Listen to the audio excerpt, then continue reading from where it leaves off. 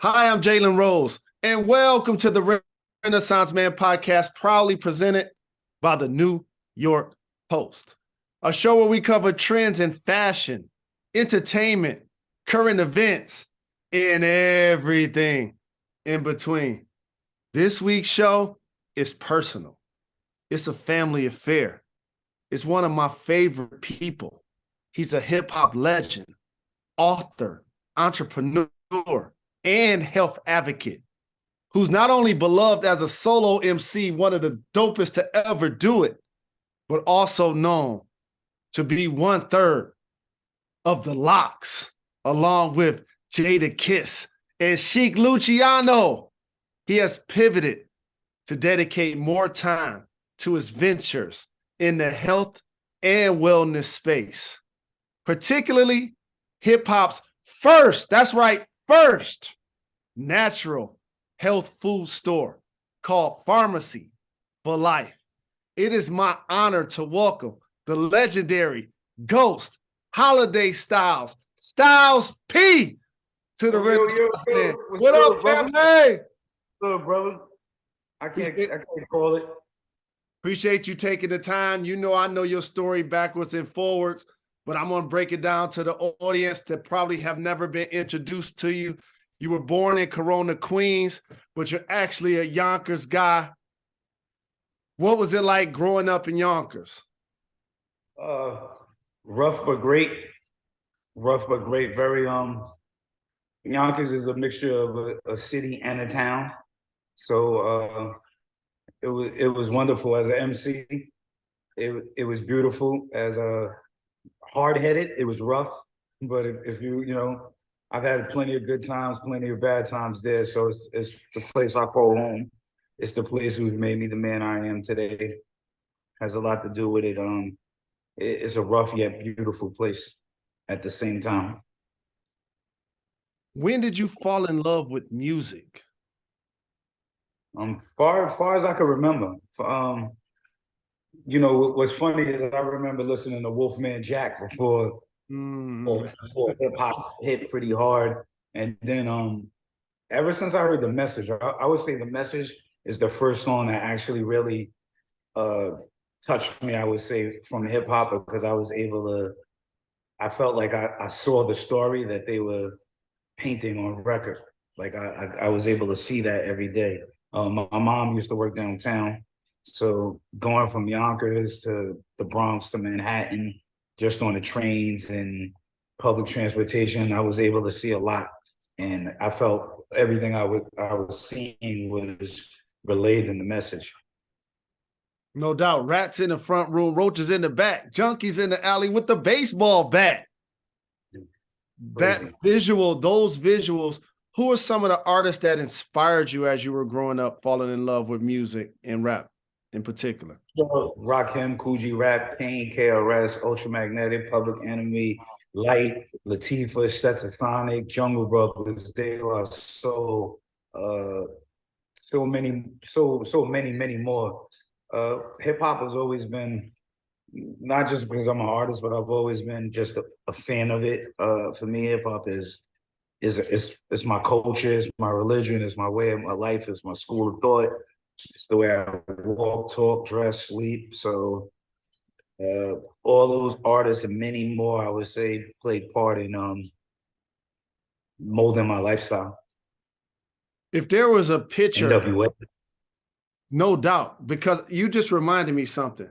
If there was a picture of somebody as hip hop turns 50 that could be the poster child of what rap music has become, you have to be one of the faces based on not only your lyrics and your bars, but also your versatility and your depth. You can talk about things that are political, social.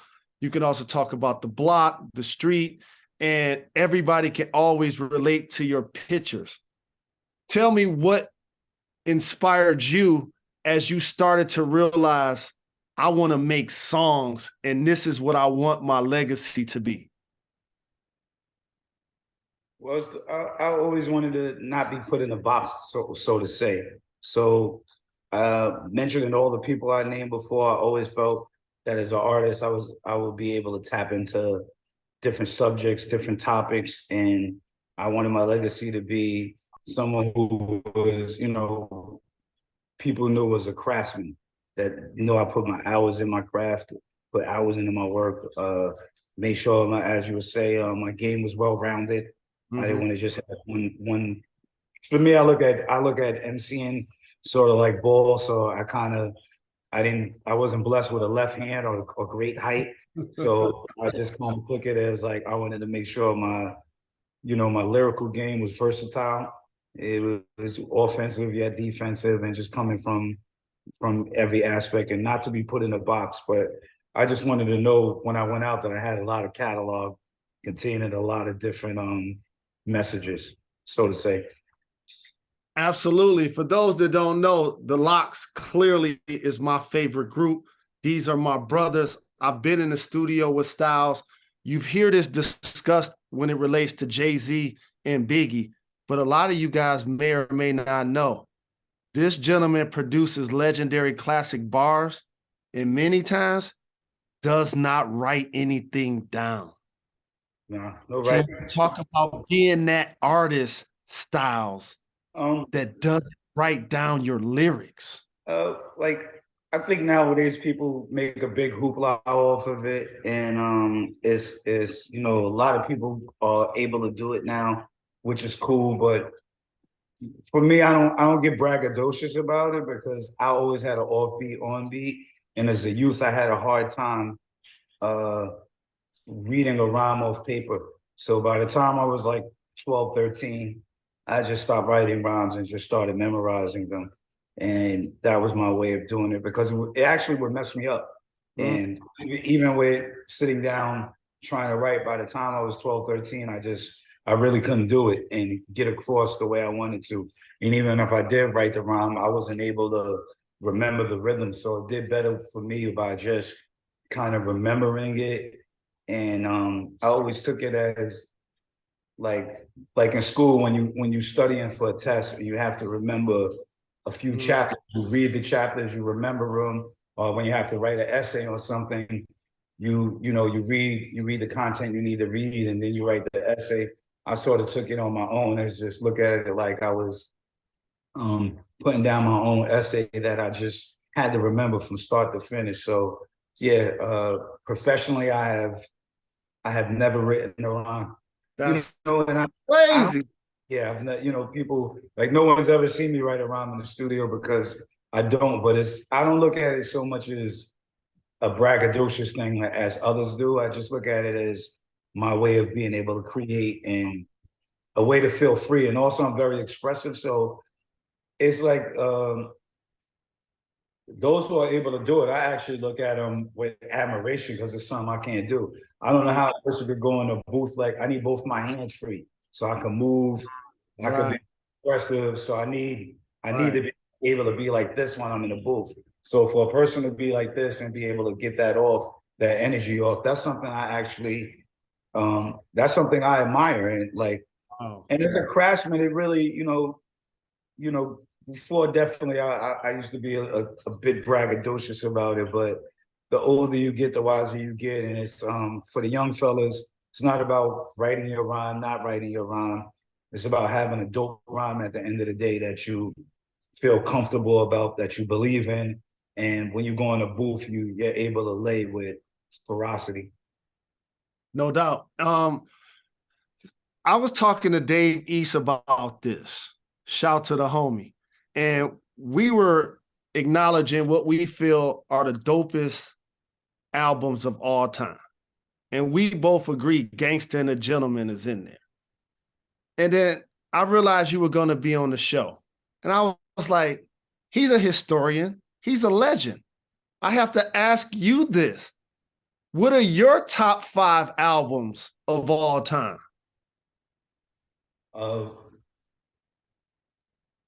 Big, definitely Life After Death. It's hard to say. I like to stay away from the top 5 things, but you, my bro, I'm gonna ask you. So I would say Big, Life After Death, and you just asked me about albums, not specifically hip hop. Marvin Gaye, What's Going On. Mm. Nas, I'm half and half between his first album and his second album. No doubt.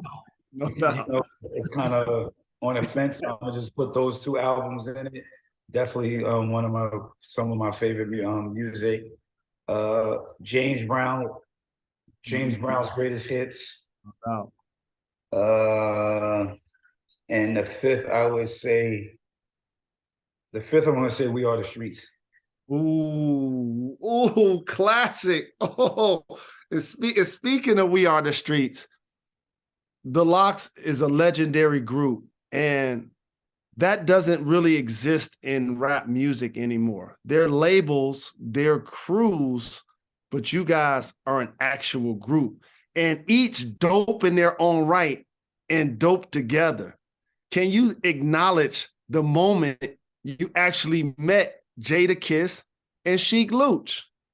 Yeah, I met them both around junior high time, and just traveling around Yonkers, and then in high school is ninth grade. We were all probably around 15. It was just cafeteria work, banging on the tables and banging on car hoods and just getting together. So I knew of them. I knew of them both. I knew of them both in around seventh grade. I had seen them outside, things of that nature. But my connection to them became in ninth grade for me. Like they spent most of their life together since single digits. Yeah, I met them around when I was 15. You know what I mean? When did you guys realize that the Lox was something special? What's crazy part about it, God bless our brother DMX. Like DMX was a legend. Where we're from. I actually knew X before I knew Sheik and Kiss. To be honest, he didn't live too far from me, so he will always come through my block a lot. Like he lived literally a few blocks from me. I remember, X giving me that acknowledgement and saying I was nice. And then just from the town, like there was a lot of MCs in our town, and it seemed that we made our name and our bones at a certain time, and people were gravitating to it. So I felt confidence from at a very young age. A shout out to my OG, Dusty. His name is Mike. He also had bars. He was from around my neighborhood, and he also gave me the confidence to know that I was nice. So it was sort of like the local MCs, and then other MCs saying you nice, because I think that's what counts. No matter what you do, whether it's ball, accounting, rap, dancing, whatever walk of life you choose, whatever path you choose, when those who do it also give you acknowledgement, it sort of puts a battery in your back. Like, you know what I mean? It makes you, when somebody nice says you're nice, you know you're nice. Absolutely. And if you were a fighter, you've been in the ring and on tracks with some of the dopest to ever do it, along with Sheik Luciano and Jadakiss. And you brought up DMX. Can you acknowledge, for those that don't know, how dope DMX actually was? Yeah, I mean, if they don't know that, I don't know what rock they've been under. He was, I mean, I think his career, his accolades, how many, people he's touched, how many records he sold, and how many lives he affected is a testament to how much of a ill MC he was. And if you look at the game, if you're a historian of rap, or even if you're not, you just go back and look at the times. Like he became a huge star in a time where everybody was sort of, not everybody was that gritty and rough and hard. Like, he became a star in a time when the flashy era just came aboard, and everybody was on that. And if you ever seen a Rough Rider movement, you ever seen the dogs, the t-shirts, the bandanas, the motorcycles, you have to contribute, a lot of that to him and his wave and what he brought to the table. And just a very amazing, incredible MC. very, very heartfelt, very rough in the booth, very, very aggressive, very intelligent, and had a way with words and a way with expressing the words. So it's often people have a way with words, but or a way of expressing them, but not both. Like he really had both on level 110. So that's what made him epically special. Someone else, you're the perfect person to ask as we celebrate those that unfortunately are no longer with us. Can you acknowledge the first time you were in the studio with Big and something that you learned? Yeah, incredible. Another moment where Big got to hear us rhyme and rap and immediately embraced us. Being in the studio with Big, for me, I always, if people wonder why, like I always consider Big to have the most rounded game out of all MCs, to be honest with you, because most MCs are really nice in a couple of categories, three tops. Big was really nice pretty much in every category. And he had a style that was very original, and he was just well versed in what he did. So I just thought he was an amazing MC, and the work with him was also very special. Another gentleman who didn't use the pen, stored it up here and just rock with the rhythm of the beat. And the way he treated people, I always tell people, for me, makes him one of the most epic people that ever been created. Styles, what do you think about how the game has changed? Like you've seen all type of eras, from the tapes, the CDs, when music wasn't being streamed, before there was social media. What, as the game has grown from when you first got into it to now, can you chronicle, as we celebrate hip hop turning 50, like the phases of the game and how it's changed since you entered? It's changed because of technology. When first coming in, you had to from me, for how long I've been doing it. When first coming in, you making your name grassroots. So if your name is spreading around, by word of mouth. Like, not, there's no Instagram, there's no Twitter, there's no MySpace, there's no interviews over the phone like we're doing now. There was none of that. So if your name spread because of hard work and grassroots and people liking you, and that word of mouth kind of circulating around to people actually trying to find your music. Hip hop back then was, people really searched to find something new, find something dope. And hip hop nowadays is, technology changes and has advanced everything. Like you said, at that time, when we were first laying, we were laying on a rail. A rail has a certain amount of space on it. So if you mess up, they got to cut that piece of the rail off and then tape it back. So you didn't have that much opportunity to keep messing up. Now people are laying on Pro Tools, computers. Now people are making whole albums in their bedroom, over a laptop, a few other pieces of equipment, and people are able to reach people in every state within a matter of seconds. That wasn't a game back then, and you didn't have social media. So I would say technology has been the main factor in changing the game. What about, and as we talked about DMX and Big, and obviously Sheik and Jada, it reminded me of something. Posse tracks. Like, you've been on some of the coolest posse tracks in the history of the game. Can you acknowledge a couple of your favorite posse tracks that you've been on? Definitely live Last Days with Big, Reservoir Dogs, Hove, Nori, Nature, Pun, Kissing Myself. There's been a lot of them, man. It's been 24 Hours to Live. Yeah. So, I mean, I think that was, as an MC, like I always tell people, as an MC, you never, just imagine as a baller, you go into the game, you're on the team. you want your team to win, but it's not like you rooting for anybody else to get player of the game. No You're doubt. player of the game, and if you don't get it, you acknowledge you on your team. See, niggas done started something. Ooh. Uh, yeah, I've been on a lot of them. So you always go in. The energy is amazing to be around a certain amount of LMCs that all are making sure they're doing their best to shine. So steel sharpens steel. It brings the best out of you, and it brings a sense of brotherly competition.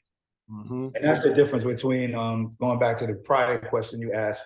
That's also the difference between hip hop of back then today to hip hop of today.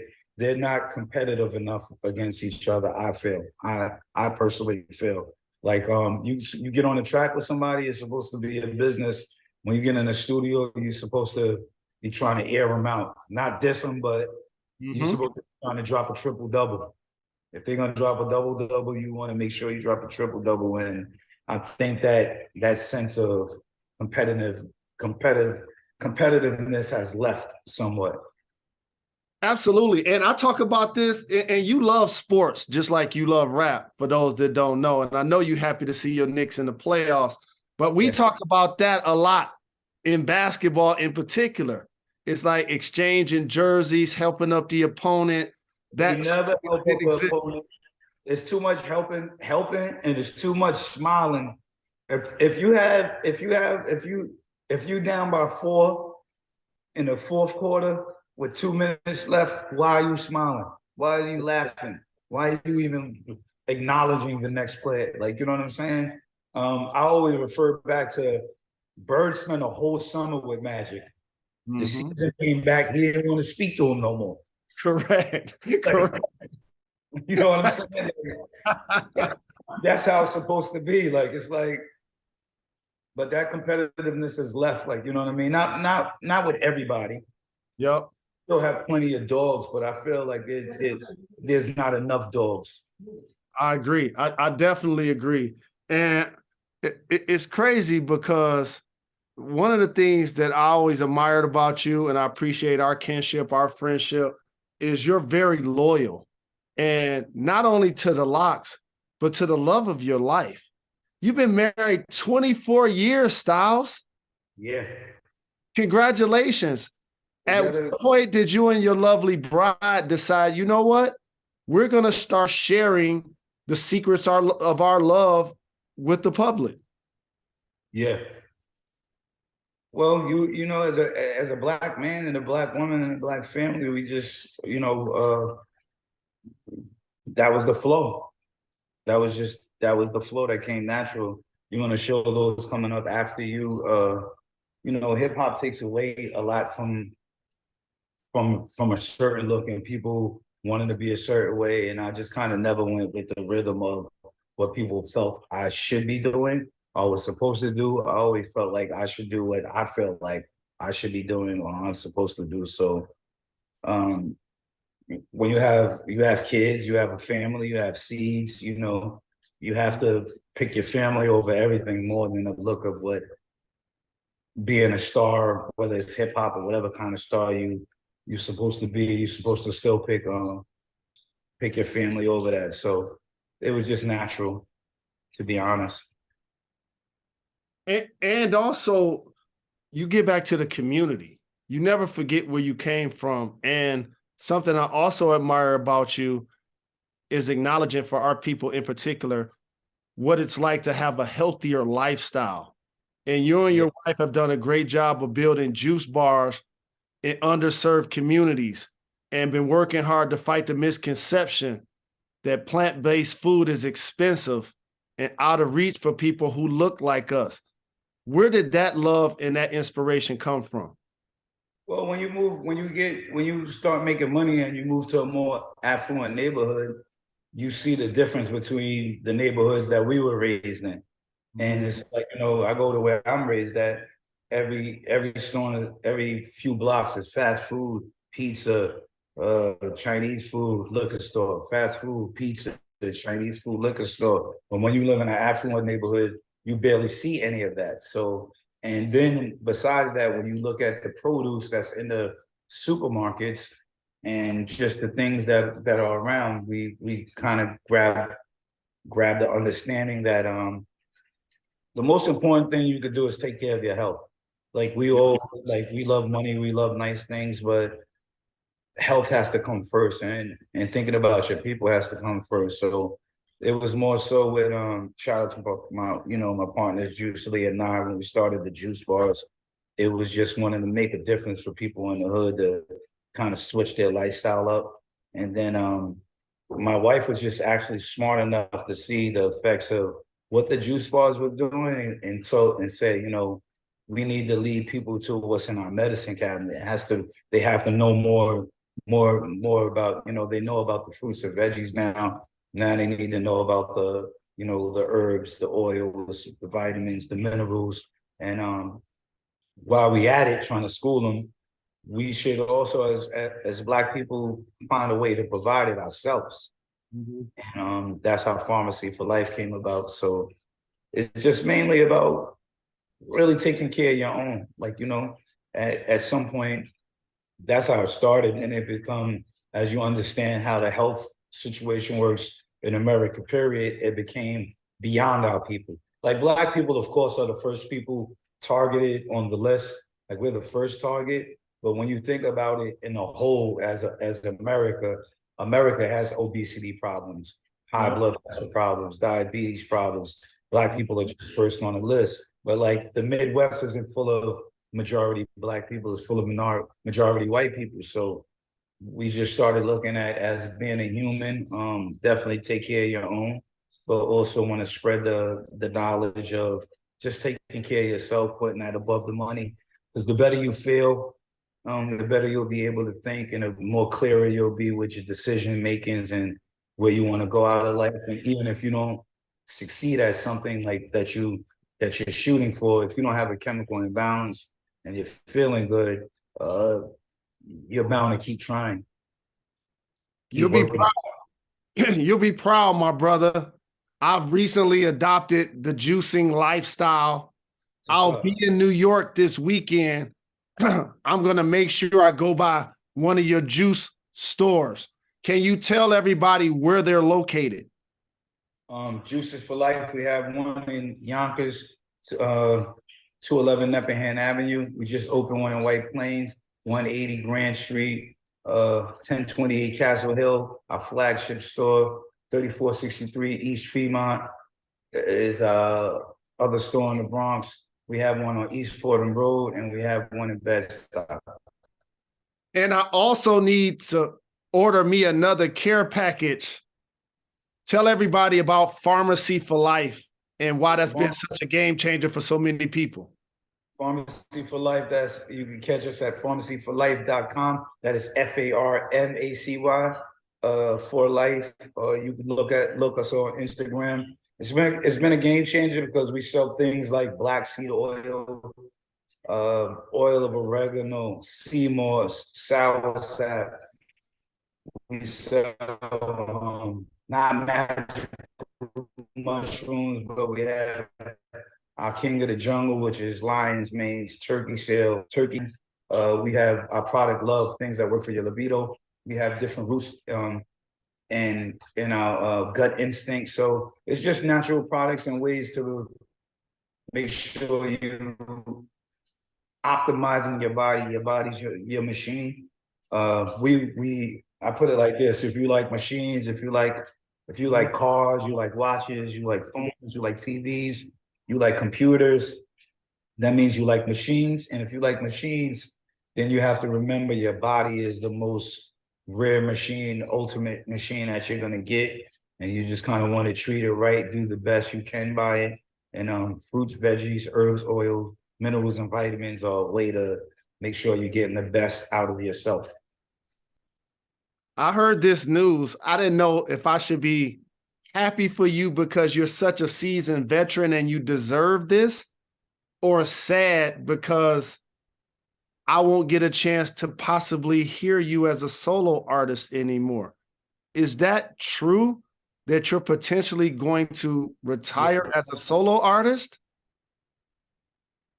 Yeah, just as a solo artist though, so you still hear me with the Lox, you'll still hear me on collaborative projects, but I feel I put in more than my work as a solo artist, and I feel it's important to go out on your own terms. And there's so many other things I want to do in life and with my life, and I've been put out more solo albums than most people I came in the game with. I'm lapping a lot of people who I've came in the game with, so I put out a ton of content that'll give people time to go back and see the average person probably at least missed a few albums on me, and that's cool. That gives people time to go back, listen, and yeah, I just want to be able to get into my TV ventures, my book ventures. You know, I've written one book, and making music has stopped me from writing another one. I've written one fiction novel. The name of it is Invincible. I'm looking to do more of that. You know, Pools and myself, we write scripts. We're looking to do more of that. So I'll still be around, but just in a different capacity. And it takes time. Like, it takes time. Like, you know, especially when you're dedicated to your craft. I don't just go in there saying anything. I don't just whip up bullshit, so to say. So when I put my time in, I make sure I'm putting my time in. There's other things I want to do, so I had to knock something off. So I figured, hey, I have enough solo projects, and that's the one to knock off. I'll still be around for the collaborative efforts in the LOX album. So, but just as a soloist, yeah, this will be, you know, Calm Wolf is still a Wolf Pen. Ultimate was my album before my last album, the one I just put out. The next one will definitely be my last solo. And yeah, always go out on your own terms. No doubt. No doubt. Have you thought about the content of your final album? Any titles? Any inspirations? I didn't get a title yet, but this one is going to be full of a lot of content. You'll definitely get all aspects of me as an MC. I'm gonna go into it pretty much how I go into everything, but just with a little more care. Like often when I make this time, I'll have people in mind more so. Like often when I make an album, I have myself in mind and a certain types of people. This one I probably want a little more well-rounded, thinking of more different crowds, thinking of, you know, other crowds more than I usually think of. So I'll give that kind of effort to make sure I go out with a bang. We You know what I mean? about posse tracks. You've been on some of the greatest tracks of all time, and I know clearances and all that have to happen, and people got to dot I's and cross T's. But this is your final album, Styles P. This is a celebration of your illustrious career. Other than Jadakiss, I know he's going to be on it. Other than Chic Luciano, I know who he's going to be on it. Are there any people in particular you like, I want to make sure they're on my final album? Like when I make it, it depends. Like I go off beats and how the beat sounds and who I hear on it. So fortunately, I've been able to work with most of the greats. Like, you know what I mean? If anything, I would say there's definitely probably a few young greats that I may go for. But it depends how the beat sound. Like a lot of people, what's funny is I hear a lot too from a lot of my friends in the industry. They be like, hey, you never call for favors, or you never want to use nobody or nothing. I'm like, it don't be like that. It's just when I get in the zone, I'm in a certain kind of zone, and I like to hear what, who would, when I hear it, I'll be able to know, okay, this person sounds good on it. But I'm just going very organic, man. I'm going very organic. Because I may have a wish list, but if the beat don't sound right for that person, then I'm not gonna do it. I am a big J. Cole fan. I'm a big Kendrick fan. Ross and myself make good music. Yes. I'm a Nas fan. There's definitely some people I would want to reach out to. There's a lot of you know me, I like to even freestyle over R&B beats. So No there's doubt. there's some I'm a Her fan, I'm a Jasmine Sullivan fan. I'm a fan of a lot of people. So we'll see. Well, you dope, my brother. You deserve all of the best. I can't wait to get up and break bread with you ASAP. But before I let you get out of here, Styles P, I got a rapid fire segment called Gone in 60 Seconds. You ready to do this? Yes, I am. All right. Of your mini albums and singles, what would you say is the one that you are the proudest of? I'm Black. Classic. That is a classic. Make sure y'all go pump that. You're going to have me listening to that right after this interview. Shout to DJ Mace of De La Soul, who recently gave a shout out to the Lox on the radio. So I have to ask you in return, which hip hop group do you admire and respect? De La, Tribe, Outkast, NWA, MOP, Mobb Deep, those groups. Cypress, can't leave out Cypress. Yeah, all of those groups right there, I feel have played a tremendous part and influence in my life. Dope, dope, dope. If you could give any advice to a younger self, to your younger self, what would it be? Pray more. Word up. Word up. I like that. I like that. I like that a lot. Because so many times things happening so fast in our lives, it could become a whirlwind, it could become a hurricane, but sometimes you gotta be still and know. Yeah, very much. And last, but certainly not least, you're a true Renaissance man in all that you do. Juices for Life, Pharmacy for Life, in business and food spaces. What other title do you hope to have in the future? That's a good one. That is a good one.